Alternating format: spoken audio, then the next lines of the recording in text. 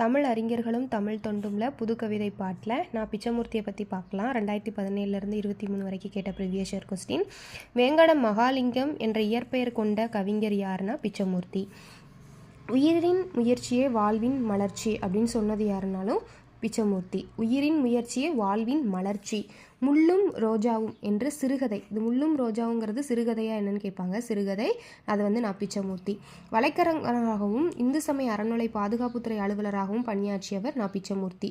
பாரதிக்கு பின் கவிதை மரபில் திருப்பம் விளைவித்தவை யாருடைய படைப்புகள்னா நான் பிச்சமூர்த்தியோட கவிதைகள். ரேவதி என்ற புனைப்பெயரில் படைப்புகளை எழுதியவர் பிச்சமூர்த்தி. பீக்ஸு மற்றும் ரேவதி ரெண்டும் ஒரே கொஷின் தான். நான் பிச்சமூர்த்தி. புது கவிதையின் தந்தை, புது கவிதையின் தோற்றுனர், இதெல்லாமே நான் பிச்சமூர்த்தி தான். அடுத்து இதில் கொழு பொம்மை இது யாரோடதுன்னா பிச்சமூர்த்தியோடையது. இது ஒரு சிறுகதை அவருடையது.